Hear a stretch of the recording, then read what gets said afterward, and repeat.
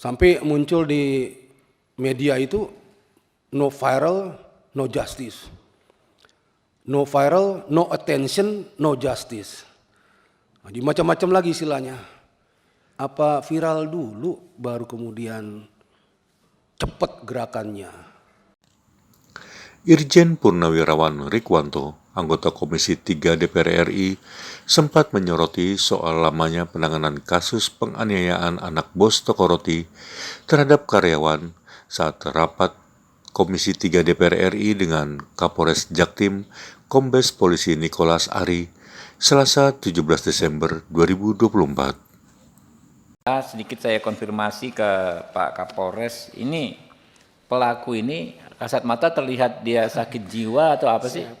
Mohon izin Pak, itu kalau kasat matanya seperti yang disampaikan oleh Bapak yang terhormat Ketua, tapi kami tidak bisa mengejas ataupun kami tidak bisa menentukan. Itu gitu kan? Kami akan melakukan pemeriksaan. Jadi kayak bukan manusia gitu loh. Kami akan melakukan pemeriksaan psikologis yang bersangkutan. Iya, tapi jangan jadi alasan pemaaf nanti Pak. Siap. Ya. Oke, mungkin langsung suhu kita Pak Rikwanto.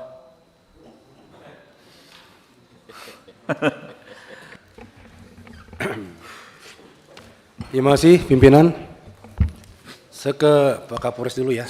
Siap, Jenderal. Ya. Pak Kapolres, terima kasih sudah ditangkap. Terima kasih sudah diusut tuntas pelakunya dengan gerak cepat.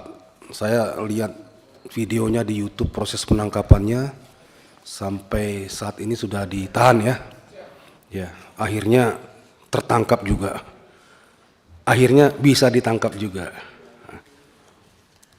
Ada beberapa pertanyaan dari masyarakat masalah penanganan kepolisian. Itu sejak dilaporkan 18 Oktober ya. Ya.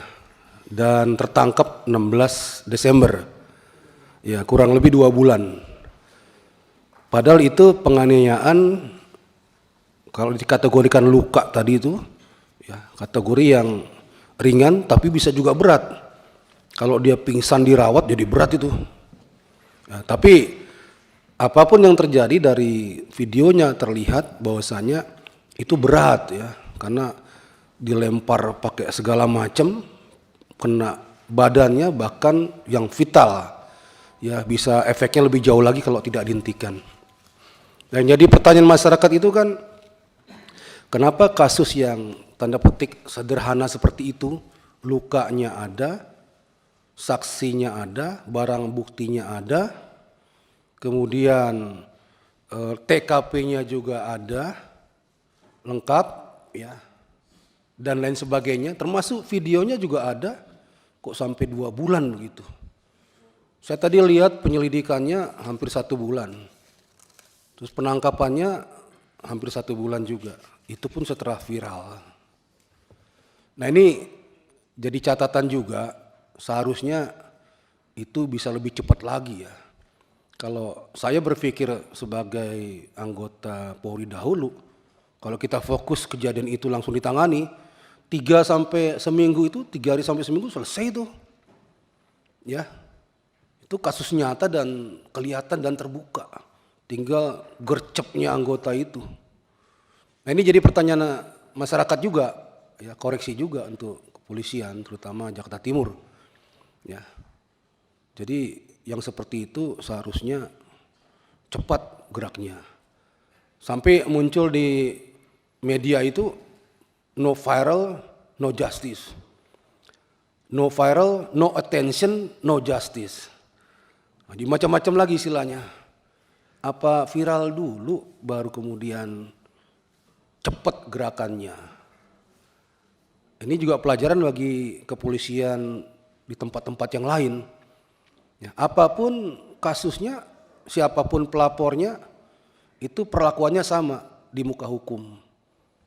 Ya, Polri dibiayai negara, dikasih kewenangan, dikasih perlengkapan untuk penegakan hukum. Siapapun yang bermasalah dengan hukum, tidak pilih-pilih, kerjakan itu. Ya. Namun demikian saya apresiasi sama Polres yang akhirnya bisa menangkap pelaku. Kalau masalah pelaku kemudian disinyalir, katanya ini ya, ada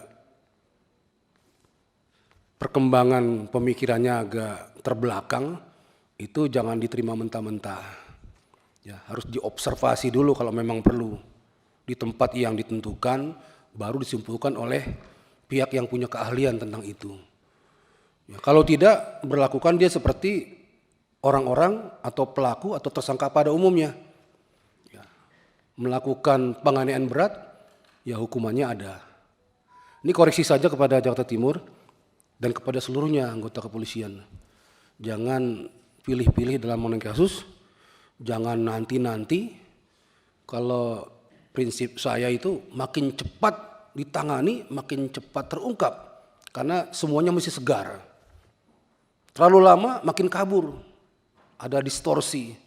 Apalagi nanti ada yang datang, itu sahabat saya, itu teman saya, tolong Pak dibantu. Nah itu lebih parah lagi nanti penyelesaiannya. Ya, kasihan korban ini. Apalagi sampai kehilangan motor ya, udah jatuh timpa tangga, ditipu pula. Ya barangkali Pak Kapolres berkenan mungkin itu motor yang hilang ya, supaya kembali lagi cari pelakunya atau bagaimana. Pak Kapolres ya, kasih tahu lagi anggotanya supaya lebih gigih lagi dalam rangka menangani kasus-kasus yang dilaporkan. Kemudian Pak Kapolda Kalteng, Pak Joko ini junior saya, sahabat saya juga. Sedikit Pak Rikwanto sebelum ke ini terkait tadi pelaku, pendalaman sedikit Pak. Jadi gini Pak Kapolres, juga jangan sampai itu nanti diarahkan menjadi alasan pemaaf, ya. Ketidaknormalan dia dalam konteks kemanusiaan memang begitu tega, ya, melempar perempuan dengan alat-alat sebesar itu, ya, memang nggak masuk nalar. Tapi dalam konteks hukum saya sangat yakin orang ini bisa bertanggung jawab secara hukum Pak. Jadi kita minta tolong ya Pak ya, diperlakukan sebagaimana tahanan yang lain. Ditahan kan ya sekarang Pak? Ya ditahan sebagaimana tahanan yang lain. Jangan ada keistimewaan apapun kepada orang ini. Ya, itu ya Pak ya, minta tolong dipastikan. Oke lanjut Pak Irwanto. Terima kasih pimpinan. Pak Joko, Pak Kapolda. Siap. Ya ini junior saya, sahabat juga sama saya. Ya beliau bagus dalam karirnya. Ini menjelang setahun terakhir ada masalah ini. Yang kami soroti adalah kenapa begitu mudahnya anggota Polri pegang senjata kemudian menggunakannya kepada pihak lain.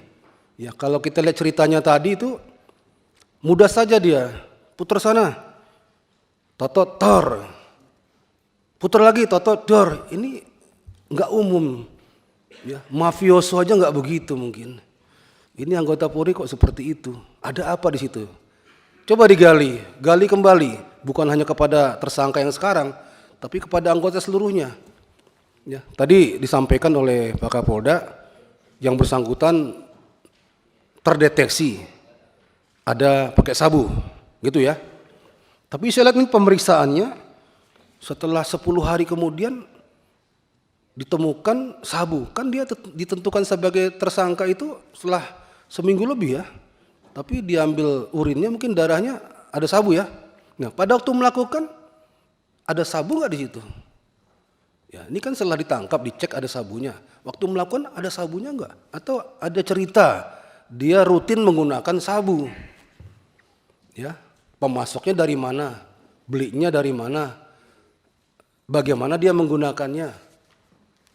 Dan yang saya lihat di sini, yang bersangkutan itu tugas luar ya, pengamanan objek vital, pengamanan bank. Jadi jarang sekali ketemu kesatuannya. Kalau tugas baru dikasih senjata, selesai tugas diambil kembali. Kemarin ada yang melanggar SOP ya, sudah lepas tugas masih pegang senjata. Dan dia mainkan senjata itu untuk melakukan perampasan mobil. Nah, anggota-anggota yang di luar tugas pokoknya ini, tugas tambahan pengamanan objek vital itu kadang-kala jarang sekali dapat sentuhan arahan dari pimpinannya. Bahkan kadang-kadang kelewatan, loose. Jarang sekali harus bagaimana tugas yang baik, SOP-nya bagaimana, dan seterusnya, dan seterusnya. Ini yang suka kejadian di mana-mana, akhirnya merusak nama Polri itu sendiri. Ini arahan juga bagi Polri secara umum, untuk anggota-anggota yang sudah rutin apel, itu tetap jangan hilangkan pedoman-pedoman kerja yang sudah ada. Ya, anggota kita itu, anggota Polri itu perlu sentuhan, touching. Ya, tanyakan keluarganya, tanyakan rumahnya di mana, ya, tanyakan makannya apa, sudah nikah belum, dan lain-lain. Sampai kepada yang sifatnya profesional. Tugas pokoknya diingatkan kembali. Saya melihat anggota Polri selama ini tuh, pendapat saya, itu kurang sentuhan, kurang arahan. Mohon maaf kalau meminjam istilah dialeknya orang Bali, dianggap otomatis gitu loh. Ya, dianggap everything is okay. Semua berjalan apa adanya. Mereka sudah ngerti. Padahal tidak demikian. Perlu diingatkan terus. Tiap apel diingatkan bagaimana megang senjata api, bagaimana menggunakannya, bagaimana patroli dan sebagainya. Kalau kurang arahan, akhirnya mereka buat pencerahan masing-masing. Buat tindakan masing-masing yang menurut mereka ini nggak apa-apa kok, ini nggak masalah kok, dan lain-lain ya. Ini touching, sentuhan, arahan perlu terus. Ya Pak Joko, terima kasih sudah terungkap, tertangkap, dan bela sungkawa untuk keluarganya. Tapi ingat, jangan lagi terulang kepada anggota yang lain. Ini jadi pelajaran bagi Polri, bagi Polda manapun. Ya, hal ini kalau nggak diungkap, nggak dibuka, itu bisa terulang kembali kepada masyarakat. Kasihan masyarakat ya. Terima kasih Pak Ketua.